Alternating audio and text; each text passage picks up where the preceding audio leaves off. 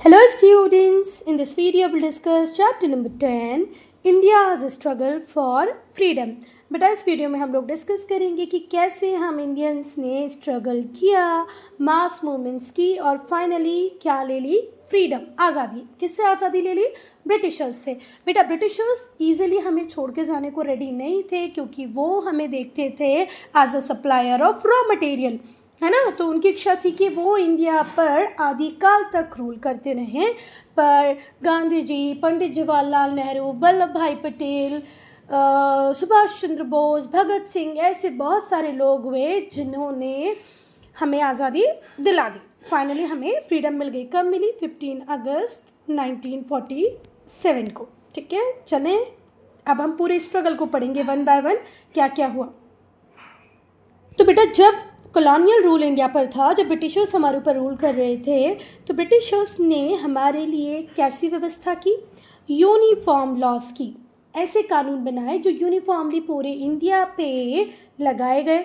मतलब पहले ऐसे होता था कि जो रूलर थे वो अपने अपने एरिया के लिए लॉज बना देते थे और वहाँ की जो जनरल पब्लिक होती थी वो लॉज को फॉलो करती थी। पर जब से ब्रिटिशर्स इंडिया में आए, ये लेके आए यूनिफॉर्म लॉ, एक जैसे कानून सबके लिए।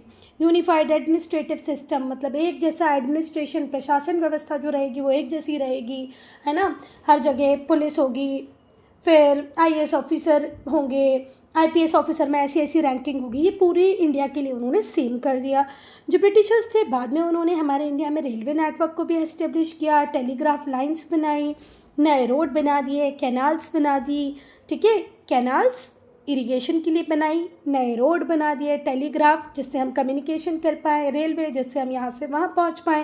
ये सब अंग्रेज़ों ने हमारे लिए कर दिया, जिससे कम्युनिकेशन इंडियंस के बीच में जो बहुत दूर दूर रहते थे आसान हो गया। ठीक है, इंडियंस जिन्होंने वेस्टर्न एजुकेशन ली थी वो एक दूसरे से इंग्लिश में कम्युनिकेट कर पा रहे थे। पहले बड़ी प्रॉब्लम थी कि आपको मलयाली नहीं आती, मतलब कन्नड़ नहीं आती तो आप साउथ के लोगों से बात नहीं कर पाओगे। अगर आपको हिंदी नहीं आती तो आप नॉर्थ में बात नहीं कर पाओगे। गुजराती, मराठी, बहुत सारे लैंग्वेज बैरियर हुआ करते थे। पर अंग्रेज़ों ने हमारी बहुत हेल्प की। उन्होंने इंग्लिश को मीडियम ऑफ इंस्ट्रक्शन बनाया स्कूल्स में, जिससे जो बच्चे इंग्लिश मीडियम में एजुकेशन ले रहे थे उन्हें इंग्लिश आ गई। अब बच्चा केरला का हो, चाहे कश्मीर का हो, गुजरात का हो या असम का हो, सारे लोग आपस में किस लैंग्वेज में बात कर सकते थे? इंग्लिश में। अब बेटा वो इंडियंस जिन्होंने इंग्लिश एजुकेशन ले ली थी, जो एक दूसरे से इंग्लिश में बात कर रहे थे, उन्हें बहुत ज़्यादा इंटरेस्ट आया इंडिया के पास्ट में। उन्होंने प्रेस का यूज़ किया और सारे इंडियंस के बीच में किस फीलिंग को स्प्रेड किया? Cultural pride, unity among the people, कि भाई हम सब भारत के लोग, हमें एकता के साथ रहना चाहिए, यूनिटी में रहना चाहिए, हमारा कल्चर बहुत डीप है, हमें इसके ऊपर प्राउड फील करना चाहिए। ऐसा अब जो इंग्लिश एजुकेटेड इंडियंस थे वो अपने लोगों में बात करते थे। प्रेस के थ्रू ये न्यूज़ हर जगह स्प्रेड हो रही थी, बड़े बड़े आर्टिकल्स लिखे जा रहे थे जिसमें हमें ये बताया जा रहा था कि हमें अपने कल्चर के ऊपर क्या फील करना चाहिए, प्राउड। और क्योंकि ये बहुत अच्छे से पढ़ लिख गए थे, इवन इन्होंने इंग्लिश कल्चर को जान लिया था, समझ लिया था, तो ये बहुत ज़्यादा अवेयर हो गए थे। इनके अंदर समझ आ गई थी किसकी? ब्रिटिश इकोनॉमिक पॉलिसीज़ की, कि किस तरीके से ब्रिटिशर्स इंडिया में जो इकोनॉमिक पॉलिसीज़ बना रहे हैं वो एक्सप्लॉयटेटिव है, हमारी इंडस्ट्री को ख़त्म कर रही है, हमारे एग्रीकल्चर सेक्टर को नुकसान पहुंचा रही है। तो ये अवेयर हुए और क्रिटिकल भी हुए। इन्होंने बुराई की ब्रिटिशर्स के इकोनॉमिक एक्सप्लॉयटेशन की, जो वो इंडिया में कर रहे थे। जो रिप्रेशन, रेशियल डिस्क्रिमिनेशन, आप लोगों ने गांधी जी की स्टोरी में पता होगा ना कि गांधी जी को ट्रेन से नीचे उतार देना, कुछ बीचेस को ऐसा कर देना कि यहाँ पर इंडियंस अलाउड नहीं है, ट्रेन के कुछ कंपार्टमेंट में इंडियंस अलाउड नहीं है। तो ये जो रेशियल डिस्क्रिमिनेशन ब्रिटिश कर रहे थे उसके अगेंस्ट में भी ये इंग्लिश एजुकेटेड इंडियंस कहते थे। ये ब्रिटिश जो इकोनॉमिक एक्सप्लॉयटेशन कर रहे हैं ये उसके भी खिलाफ थे। ये जो रिप्रेशन की दमनकारी नीति अपनाते थे ब्रिटिशर्स, हमारे इंडियंस जो अंग्रेजी में पढ़ चुके थे वो इन सब की बुराइयाँ करते थे। इसकी वजह से हम देखते हैं कि किसका राइज हुआ? नेशनलिज्म का, राष्ट्रवाद का उदय होता है भारत में।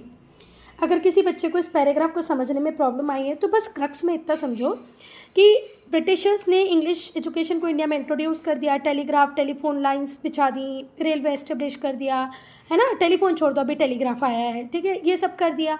इंग्लिश मीडियम स्कूल में हमारे इंडियन बच्चे पढ़ने लगे तो उनको एक कॉमन लैंग्वेज बन गया, वो कश्मीर का हो, कलकत्ता का हो, बंगाल का हो या किसी भी और प्लेस का हो, पंजाब का, हरियाणा को, वो आपस में बात कर सकता था। कैसे बात कर सकता था बेटा, है ना, इंग्लिश लैंग्वेज में कॉमन लैंग्वेज उसको मिल गई। अच्छा पहले बात बताएं तो हरियाणा जैसी कोई चीज़ होती नहीं थी, बाद में बनाई गई, चलो छोड़ दो।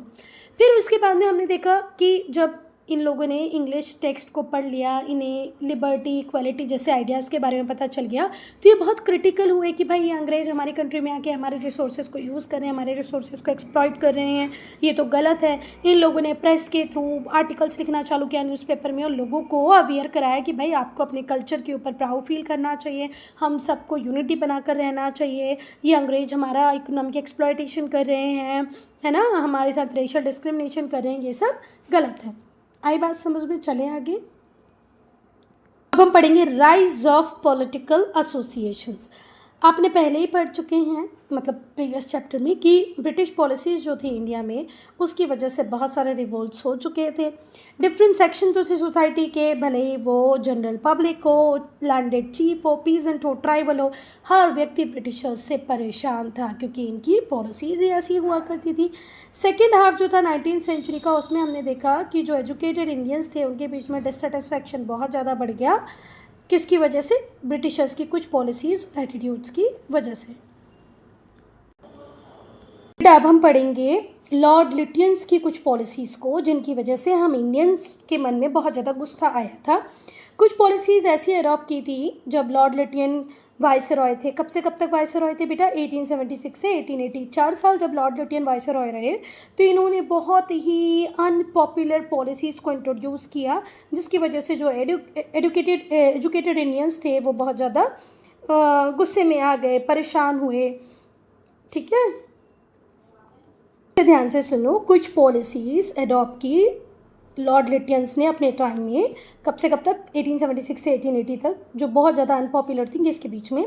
एजुकेटेड इंडियंस के बीच में। जो लॉर्ड लिटियंस थे इन्होंने टैक्स को इंक्रीज़ कर दिया। और टैक्स को इंक्रीज़ क्यों किया? क्योंकि ये इधर उधर लड़ते रहते थे, अंग्रेजों का तो काम ही था इधर लड़ना उधर लड़ना, तो मिलिट्री एक्सपेंसेस इनके पूरे नहीं हो पा रहे थे, तो मिलिट्री एक्सपेंसेस को पूरा करने के लिए इन्होंने हमारे ऊपर टैक्स बढ़ा दिया।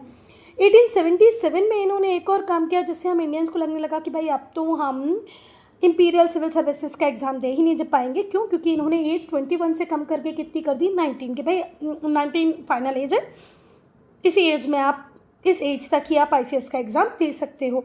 तो 1877 में जो मैक्सिमम एज थी ICS imperial civil services examination pass करने की, वो 21 से हटा के कितनी कर दी? 19। अब इंडियंस के लिए तो बिल्कुल ही इम्पॉसिबल हो गया कि वो इस सर्विस में पहुंच पाए। ठीक है, 1878 में फिर लिटियंस ने क्या किया? हमसेट पास किया, जिससे ये डिनाई कर दिया गया कि कोई भी इंडियन वेपन रखेगा ही नहीं। वेपन मतलब होता है हथियार, पजेस करना मतलब होता है रखना। तो 1878 में लिटियन ने पास किया हमसेट, और जिससे इंडियंस को डिनाई कर दिया कि भाई आप वेपन्स नहीं रखेंगे। फिर लिटियंस लेके आ गए वर्नाकुलर प्रेस एक्ट, जिसके थ्रू क्या हुआ? वो सारे प्रेस मतलब वो सारे न्यूज़पेपर्स जो ब्रिटिश पॉलिसीज़ को क्रिटिसाइज़ करते थे, ईस्ट इंडिया कंपनी की बुराई करेंगे, अंग्रेज़ों की बुराई करेंगे, उनको क्या कर दिया जाएगा? सील कर दिया जाएगा, उनकी प्रॉपर्टी को सीज कर लेंगे अंग्रेज, है ना। तो वर्नाकुलर प्रेस एक्ट कहता था कि इंडियन प्रेस जो हैं वो ब्रिटिश पॉलिसीज़ को क्रिटिसाइज़ नहीं करेंगी, अगर वो क्रिटिसाइज़ करेंगी तो उनकी प्रेस को हम कल ही बंद कर देंगे, उनकी जो प्रॉपर्टी होगी उसको कन्फिस्केट कर लेंगे, मतलब सरकार अपने पास रख लेगी। इवन इन्होंने ड्यूटीज़ को भी इंक्रीज़ किया इंडियन कॉटन गुड्स पे, thereby stifling the Indian textile industry. पूरी तरह इंडियन टेक्सटाइल इंडस्ट्रीज़ को लगभग हिला के रखने का, ख़त्म करने का काम भी किसके श्रेय ही जाता है? लॉर्ड लिटियन के श्रेय ही जाता है। ठीक है, उसका श्रेय भी लॉर्ड लिटियन को ही मिलता है। पहला काम इन्होंने किया, ICS की एज को 21 से 19 कर दिया। दूसरा, आर्म्स एक्ट लेके आ गए, कहा कि इंडियंस आर्म्स नहीं रखेंगे। तीसरा, वर्नाकुलर प्रेस एक्ट लाए, हमसे कहा कि अगर तुम अंग्रेजों के खिलाफ कुछ भी लिखोगे ना तो तुम्हारी प्रेस बंद। अच्छा, एक काम जो मैं भूल गई थी वो ये था कि हमारे ऊपर टैक्सेस को बढ़ा दिया गया था क्योंकि इन्हें मिलिट्री एक्सपेंसेस को पूरा करना था अपनी। यहाँ वाला लड़ते खुद थे, पैसा हमसे वसूलते थे। बेटा अब हम पढ़ेंगे अर्ली पॉलिटिकल एसोसिएशंस। बेटा 1850 से एजुकेटेड इंडियंस जो थे उन्होंने पॉलिटिकल एसोसिएशन बनाना चालू कर दिए। क्यों बनाए? अपने डिसकंटेंट को आवाज़ देने की, मतलब सरकार के सामने रखने के लिए, अपने असंतोष को प्रॉपर तरीके से अंग्रेज़ों के सामने रखा जाए, उसे आवाज़ दी जाए। मतलब हम बोलते हैं ना कि भाई मैं बहुत परेशान हूँ, तो ये सरकार तक कैसे पहुँचेगा? तो सरकार तक पहुँचाने के लिए हमने पॉलिटिकल एसोसिएशन बनाई, और इन्हीं पॉलिटिकल एसोसिएशंस के थ्रू हमने मांगा कि हम इंडियंस को अब ग्रेटर पार्टिसिपेशन दो एडमिनिस्ट्रेशन में। हमारे इंडिया का एडमिनिस्ट्रेशन है, तो उस एडमिनिस्ट्रेशन में हमें ज़्यादा पार्ट दो। ये भी डिमांड हमने किसके थ्रू की? अर्ली पॉलिटिकल एसोसिएशंस के थ्रू की। ठीक है। 1860s में बेटा जो दादा भाई नेहरू थे उन्होंने हेल्प किया, और ईस्ट इंडिया एसोसिएशन बना कहाँ पर? इंग्लैंड में। 1860s में जो दादा भाई नेहरू थे उन्होंने स्टार्ट करवाया, उनकी मदद से स्टार्ट हुआ ईस्ट इंडिया एसोसिएशन कहाँ पर? इंग्लैंड में, जो पब्लिक ओपिनियन को क्रिएट करता था किसके फेवर में? इंडिया के फेवर में। इंग्लैंड में एक एसोसिएशन बन रहा है जिसका नाम है ईस्ट इंडिया एसोसिएशन। ये क्यों बना है बेटा? जिससे कि वहाँ पर जो इंग्लैंड में जो रह रहे लोग हैं उनके दिमाग में ये बात डाली जाए कि भाई आप इंडिया के लिए कुछ अच्छा करो, इंडिया के फेवर में अपने ओपिनियन रखो। ये किसका काम था बेटा? दादा भाई नेहरू जी का काम था। He was elected to the British parliament. Dadabhai Nehru ji British parliament के लिए इलेक्ट हुए थे, ठीक है, जहाँ पर वो इंडियन कॉज को प्रमोट करते थे। इंडिया में जो जो परेशानियाँ थी, जो इंडियंस की कंडीशन थी, उसको वो ब्रिटिश पार्लियामेंट में रखते थे। इन्होंने एक बुक भी लिखी जिसका नाम है poverty and un British rule in India. दादा भाई नेहरू जी की एक बहुत फेमस बुक है, क्या नाम है उसका? Poverty and un British rule in India, जो क्रिटिसाइज़ करती है कि भाई कैसे अंग्रेज़ों ने इंडिया में सिविल लिबर्टीज़ को सप्रेस किया, इकोनॉमिक एक्सप्लॉयटेशन किया इंडिया का। तो ये जो बुक है poverty and un British rule, इसमें भाई नेहरू जी क्रिटिसाइज़ करते हैं कि कैसे अंग्रेज़ों ने हमारे इंडियंस की सिविल लिबर्टीज़ को सप्रेस किया, ठीक है, हमारा एक्सप्लॉयटेशन किया। दो पूना सार्वजनिक सभा, फिर पूना सार्वजनिक सभा बनी कब? 1870 में। इसको बनाने वाले थे एम जी रनाडे, गोपाल कृष्ण गोखले और दूसरे। 1876 में सुरेंद्र नाथ बनर्जी और दूसरे लोगों ने मिलकर बनाई इंडियन एसोसिएशन कलकत्ता में। ध्यान रखना बेटा, पूना सार्वजनिक सभा कब बनी? 1870 में। किसने बनाई? एम जी रनाडे और गोपाल कृष्ण गोखले और दूसरे लोग भी थे इनके साथ में। गोपाल कृष्ण गोखले, एम जी रनाडे ने मिलकर 1870 में पूना सार्वजनिक सभा बनाई। फिर 1876 में जो सुरेंद्र नाथ बनर्जी थे और दूसरे लोग भी इनके साथ जो थे, इन्होंने इंडियन एसोसिएशन बनाई कहाँ पर? कलकत्ता में। बेटा अब हम पढ़ेंगे इलबोर्ट बिल कंट्रोवर्सी। ये कंट्रोवर्सी जब आप पढ़ोगे ना तो आपका सर ही घूम जाएगा। देखो, कंट्री हमारी इंडिया, ठीक है, अंग्रेज यहाँ पर आए, अपना कोर्ट सिस्टम ले आए, सुप्रीम कोर्ट एस्टेब्लिश कर दिया, फिर हमें पढ़ाने लग गए, लॉ पढ़ाने लग गए। आप लोगों को पता होगा ना, गांधी जी, पंडित जवाहरलाल नेहरू के पापा, ये सारे के सारे क्या हुआ करते थे? लॉयर हुआ करते थे। तो बहुत सारे लोगों ने हमारे इंडिया से पढ़ाई स्टार्ट की, लॉयर बन गए। पर इतने दुष्ट थे ये अंग्रेज लोग, इन्होंने क्या कहा कि भाई हमारा कोई केस चलेगा ना, अगर किसी ब्रिटिशर्स का इंडिया में कोई केस चलेगा तो उसका ट्रायल सिर्फ और सिर्फ कौन लेंगे? ब्रिटिश जज लेंगे, इंडियन जज नहीं लेंगे। तो ये तो गलत बात है ना भाई, तुम हमारी कंट्री में हो, हमारे लोगों का ट्रायल ले रहे हो, हम तो कुछ नहीं बोल रहे हैं, हमारे लोगों का तो तुम ट्रायल करते हो, और खुद के ट्रायल की बात आई तो कह रहे हो कि नहीं हमारा ट्रायल इंडियन जज नहीं करेंगे, हमारा ट्रायल तो कौन ही करेंगे? सिर्फ ब्रिटिश जज। यही थी इल्बर्ट बिल कंट्रोवर्सी। जब वाइसरॉय थे लॉर्ड रिपन, तो इन्होंने क्या किया? एक बिल इंट्रोड्यूस किया जिस बिल का नाम था इल्बर्ट बिल।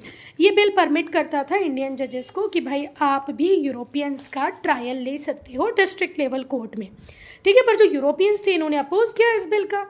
उन्होंने बोला कि भाई ये इंडियंस, ये तुच्छ प्राणी, इनमें कोई इतनी शक्ति है कि ये हमारा ट्रायल लें? नो नो नो, इनमें नॉलेज ही नहीं है। तो यूरोपियन ने स्ट्रांगली इस बिल का अपोज किया, जिससे क्लियरली हमें ये समझ में आता था कि इनके मन में कितना रेशियल एरोगेंस है। ये हमारे जजेस को कैपेबल समझते ही नहीं है। इनका जो प्रोटेस्ट हुआ, इतना ज़्यादा इन लोगों ने प्रोटेस्ट किया कि अल्टीमेटली ये जो बिल था इसे रिप्लेस कर दिया गया माइल्डर वर्जन से, ठीक है, कि इंडियंस जजेस जो होंगे उनकी एक पूरी ज्यूरी होगी जिसमें यूरोपियंस भी होंगे और वो ट्रायल ले पाएंगे यूरोपियंस का। समझ में आया बात?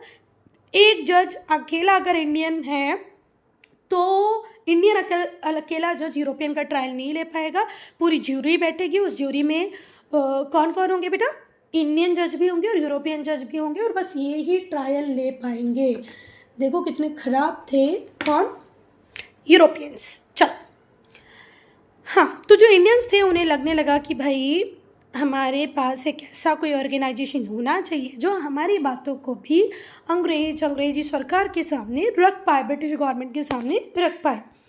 अब हम पढ़ेंगे बर्थ ऑफ इंडियन नेशनल कांग्रेस, वही कांग्रेस जिसको आज संभालते हैं हमारे राहुल गांधी, वही कांग्रेस का जन्म। चलो, एलन ऑक्टेवियन ह्यूम एक रिटायर्ड सिविल सर्वेंट थे, ठीक है। इनवाइटेड एजुकेटेड इंडियंस, इन्होंने एजुकेटेड इंडियंस को इनवाइट किया कि चलो आओ हम एक ऑल इंडिया ऑर्गेनाइजेशन बनाते हैं जो इंडियन पीपल को रिप्रेजेंट करेगा। एलन ऑक्टेवियन ह्यूम एक रिटायर्ड सिविल सर्वेंट थे जिनके दिमाग में ये आइडिया आया कि चलो मैं सारे एजुकेटेड इंडियंस को लेता हूँ और एक ऑल इंडियन ऑर्गेनाइजेशन बना देता हूँ जो इंडियन पीपल को रिप्रेजेंट करेगा। This led to formation of Indian National Congress, और इसी से फॉर्मेशन होता है किसका?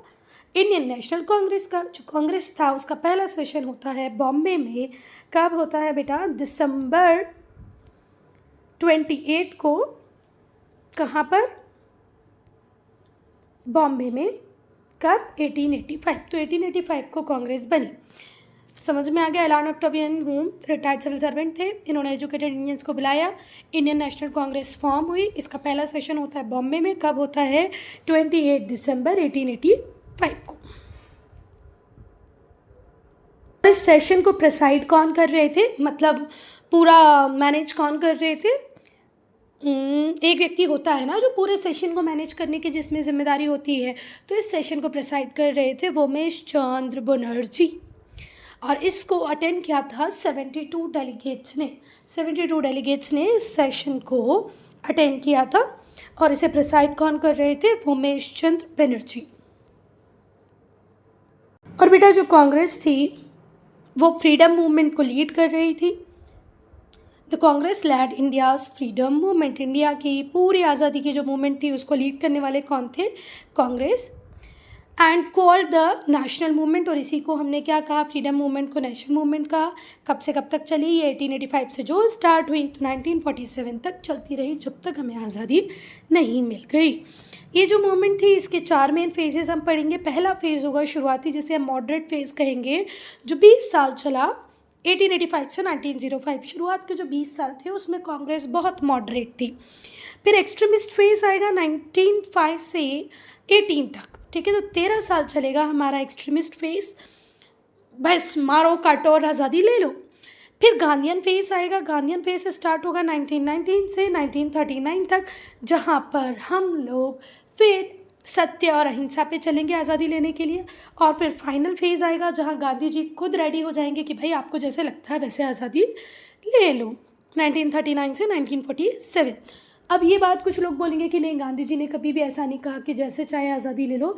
पर बेटा क्विट इंडिया मूवमेंट के टाइम पे गांधी जी को भी ये डर था कि ऐसा ना हो हम गिरफ्तार हो जाएं और फिर पूरा मूवमेंट ठप हो जाए, तो उन्होंने लोगों से कहा था कि भाई आपको जैसे समझ में आए आप इस मूवमेंट को लेके जाना, पर आप रोकना नहीं, ठीक है। समझ में आ गया? शुरुआत के 20 साल मॉडरेट फेस, आगे के 13 साल एक्सट्रीमिस्ट फेस, फिर गांधीयन फेस 1919 से चालू हुआ, 1939 तक चला, फिर फाइनल फेस 39 से 47।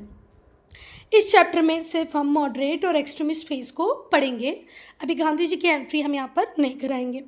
अब हम मॉडरेट फेस को पढ़ते हैं जो चालू होता है 1885 में और ख़त्म होता है 1905 में। ये अब रट जाना चाहिए, ठीक है। चलो, तो बहुत सारे कांग्रेस के लीडर थे।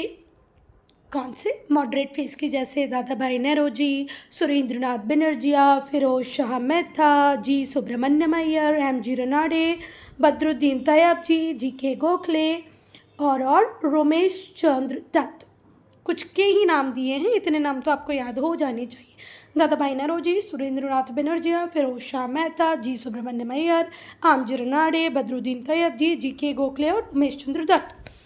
ये वेस्टर्न एजुकेशन से बहुत ज़्यादा इन्फ्लुएंस्ड थे। तो ये जो लीडर्स थे इनका पूरा फेथ था ब्रिटिश रूल में। ये कभी भी ऐसा नहीं सोचते थे कि हमें खुद सरकार चलाने का मौका मिले, हम सेल्फ गवर्नमेंट की बात करें, बस ये इतना चाहते थे कि पॉलिटिकल कॉन्शियसनेस हमारे लोगों के बीच में बढ़ जाए, हमारे लोगों के बीच में यूनिटी बढ़ जाए। तो ये लोग लोगों तक पहुँचे, अपनी पब्लिक स्पीचेस थे, अपनी राइटिंग से, न्यूज़पेपर से, जनरल से। क्लियर है बेटा? अब हम डिमांड्स देखेंगे कि हमारे मॉडरेट्स ने क्या डिमांड की। तो हमारे जो मॉडरेट्स थे उनकी पहली डिमांड थी कि इंक्लूजन हो। किसका इंक्लूजन हो? इंडियंस का। ज़्यादा से ज़्यादा इंडियंस को ICS के एग्जामिनेशन में सिलेक्ट किया जाए, गवर्नमेंट बॉडीज़ में एंट्री दी जाए। मतलब हम इंडियंस को भी आप ICS में ज़्यादा से ज़्यादा नंबर में रखो, जितनी भी गवर्नमेंट बॉडीज़ में उसमें हमारे नंबर को बढ़ाओ। वो ऐसा चाहते थे कि इससे एडमिनिस्ट्रेटिव कॉस्ट कम हो जाएगा। देखो, मॉडरेट्स का ये मानना था कि अब इंग्लैंड से किसी व्यक्ति को लाते हो तो ऑब्वियस सी बात है वो ज़्यादा सैलरी चार्ज करेगा और हमारा एडमिनिस्ट्रेटिव कॉस्ट बढ़ जाएगा। इससे बेटर है कि आप इंडियंस को ही ये पोजीशंस दे दो, क्योंकि ये जो यूरोपियन सिविल सर्वेंट थे उन्हें ज़्यादा सैलरी देनी पड़ती थी इंडियंस से। तो बेटर है इंडियन को ये नौकरी दे दो, आपका पैसा भी बचेगा। इवन ये जो हमारा ड्रेन ऑफ वेल्थ हो रहा है यूरोपियन सिविल सर्वेंट्स के थ्रू कि वो पैसा तो यहाँ कमा रहे हैं पर अपनी अर्निंग को इंडिया से बाहर भेज दे रहे हैं, वो भी नहीं होगा। हमारा इंडियंस कमाएगा, यही उसको खर्चा करेगा। It will also reduce the drain of wealth caused by European civil servant जो अपनी अर्निंग्स को इंडिया से बाहर भेजते रहे थे। ड्रेन का मतलब क्या होता है? बाहर निकाल देना। ज़्यादा से ज़्यादा इंडियंस एडमिनिस्ट्रेटिव सर्विसेज में आए, इसलिए मॉडरेट्स चाहते थे कि ICS का एग्ज़ाम सिर्फ इंग्लैंड में नहीं हो बेटा, इंडिया में भी हो। पहले ICS का एग्ज़ाम सिर्फ इंग्लैंड में होता था। तो तुम सोच लो कि कौन सा इंडियंस उसमें अपेयर हो पाएगा, क्योंकि उतना कॉस्ट भी तो बियर कर पाए, यहाँ से इंग्लैंड जा पाए और फिर वहाँ एग्ज़ाम दे पाए। तुम सोच लो कि हमारा जो सिलेक्शन के चांसेस थे वो मिनिमल ही थे। तो मॉडरेट फीस में जो हमारे लीडर्स थे, भले वो दादा भाई नेहरू हों, तैयब जी हों, इन सब का मानना था कि आपको इंडियंस को ज़्यादा एडमिट करना है तो आपको ICS का एग्ज़ाम सिर्फ इंग्लैंड में कंडक्ट नहीं कराना है, इंडिया में भी कंडक्ट कराना है। इवन वो ये भी चाहते थे कि जो मैक्सिमम एज हो इस एग्ज़ामिनेशन को लिखने की वो बढ़ा दी जाए। बेटा, मॉडरेट्स ये भी चाहते थे कि हमारे इंडिया की जो इकोनॉमिक कंडीशन है वो इम्प्रूव हो जाए, इसलिए वो चाहते थे कि लैंड रेवेन्यू को अंग्रेज कम कर दें। तो मॉडरेट्स बहुत ज़्यादा रिक्वेस्टेड वे में अंग्रेज़ों से बोलते थे कि प्लीज़ आप हमारे जो किसानों के ऊपर कर लगा रहे हो, कर टैक्स लगा रहे हो, लगान लगा रहे हो, इसको कम कर दो, क्योंकि इससे हमारे लोगों की इकोनॉमिक कंडीशन और ज़्यादा ख़राब होती जा रही है। ठीक है। और ये कल्टीवेटर्स को ज़्यादा प्रोटेक्शन देने की बात करते थे। फॉरेस्ट ड्वेलर्स बोले तो जो हमारी ट्राइबल कम्युनिटीज़ थी, जो फॉरेस्ट से अपने लाइवलीहुड को अर्न करती थी, उनके लिए भी वो चाहते थे कि कुछ ना कुछ प्रोटेक्शन उन्हें मिले। इवन वो ये भी चाहते थे कि मिलिट्री एक्सपेंडिचर कम हो जाए। मिलिट्री एक्सपेंडिचर कम क्यों हो जाए बेटा? जिससे कि सरकार के पास पैसा बचे और सरकार ज़्यादा से ज़्यादा खर्चा करे इरिगेशन पे, मतलब सिंचाई पे, शिक्षा पे और दूसरी कंस्ट्रक्टिव एक्टिविटीज़ करे। मतलब मॉडरेट्स का सिंपल ये कहना था कि आप हमारे लोगों के ऊपर, किसानों के ऊपर टैक्स लगाना कम कर दो, फॉरेस्ट ड्वेलर्स को सेफ्टी दे दो, उनको एक्सप्लॉइट नहीं करो, उन्हें प्रोटेक्शन दे दो, फिर मिलिट्री एक्सपेंडिचर को कम करो, क्योंकि आप बहुत ज़्यादा पैसा मिलिट्री में लगा देते हो, जिससे आपके पास पैसा कम बचता है। तो आप इरिगेशन पे कम खर्चा कर रहे हो, शिक्षा पे कम खर्चा, एजुकेशन पे कम कर रहे हो, दूसरी कंस्ट्रक्टिव एक्टिविटीज़ आप कम कर पाते हो, जिससे बेटर है मिलिट्री पे कम करो और ये सारे काम ज़्यादा करो। इसके अलावा जो दूसरी डिमांड्स थी मॉडरेट्स की, उसमें यह आता था कि सिविल लिबर्टीज़ दी जाए लोगों को। जितने भी रेस्ट्रिक्शंस लगाए हैं अंग्रेजी सरकार ने हमारी सिविल लिबर्टीज़ पे, उन्हें रिमूव कर ले सरकार। जो प्रेस न्यूज़पेपर लिखने वाली जो एजेंसीज़ होती हैं उन्हें प्रेस कहा जाता है ना, जहाँ से न्यूज़पेपर प्रिंट होता है। प्रेस के ऊपर जो रिस्ट्रिक्शन लगाएं उन्हें हटा लिया जाए। हमारे इंडियन न्यूज़पेपर जो छापना चाहें, जो प्रिंट करना चाहें वो प्रिंट करें, पब्लिश करें। आर्म्स एक्ट को विड्रॉ कर लिया जाए, हम इंडियंस के पास भी परमिशन हो कि हम भी आर्म्स रख पाएँ। ठीक है। और सेपरेशन होना चाहिए एग्जीक्यूटिव फ्रॉम जुडिशरी और एग्जीक्यूटिव जो ब्रांचेस हैं वो अलग अलग हो जाएं, है ना। इंडियन लेबरर्स की कंडीशन अच्छी हो जाए, जो south Africa, south east Asia और मॉरिशस में जाके काम करें। हमारे इंडियन लेबर्स साउथ अफ्रीका में, साउथ ईस्ट एशिया में, मॉरिशस में जाके काम करते थे, तो उनकी कंडीशन भी अच्छी हो जाए, ऐसा भी मॉडरेट्स चाहते थे। तो मॉडरेट्स के ऊपर हमें शक नहीं करना चाहिए बेटा, डिमांड सारी अच्छी थी, पर अंग्रेज़ों से ये मांगते थे, उनसे रिक्वेस्ट करते थे, याचिकाएं लगाते थे। ठीक है। तो दूसरी डिमांड में क्या था कि जो रिस्ट्रिक्शंस लगाए गए सिविल लिबर्टीज़ पे वो हटा लो, प्रेस की रिस्ट्रिक्शन हटा लो, आर्म्स एक्ट ख़त्म कर दो, और फिर एग्जीक्यूटिव को जुडिशरी से अलग कर दो, हमारे जो लेबर बाहर जाके काम कर रहे हैं उनकी थोड़ी सी कंडीशन में सुधार लाओ। अब हम मेथड्स की बात करते हैं कि जो मॉडरेट्स थे वो कैसी मेथड्स को ऑप्ट करते थे। तो जो मेथड यूज़ की हमारे मॉडरेट्स लीडर ने वो कॉन्स्टिट्यूशनल थी। पेटिशंस लगाते थे, अपील करते थे। अपील करना मतलब पता ही है आपको, पेटिशन मतलब याचिका होता है। ये प्रार्थना के फॉर्म में, रिक्वेस्ट के फॉर्म में अंग्रेज़ों से बात करते थे। इनकी जो बहुत सारी अपील होती थी वो व्हेन टर्न ही डिड, अंग्रेज उन पर कोई ध्यान ही नहीं देते थे। पर जो लीडर्स थे उन्होंने कोई स्टेप नहीं लिए अपनी डिमांड को पुश करने की, ज़ोर ज़बरदस्ती करने की। बस वो चुपचाप बेचारे जाते, याचिका लगाते, प्रार्थना करते और आ जाते। इसीलिए ये जो लीडर्स थे इन्हें क्या कहा गया, मॉडरेट्स, क्योंकि इन्होंने कोई भी रेडिकल स्टेप नहीं लिया। ब्रिटिश रिस्पॉन्स से बेटा हम डिस्कस करना चालू करेंगे पार्ट 2 में, ठीक है। So I am ending this video here only. If you have any doubt, any problem, to write in comment section.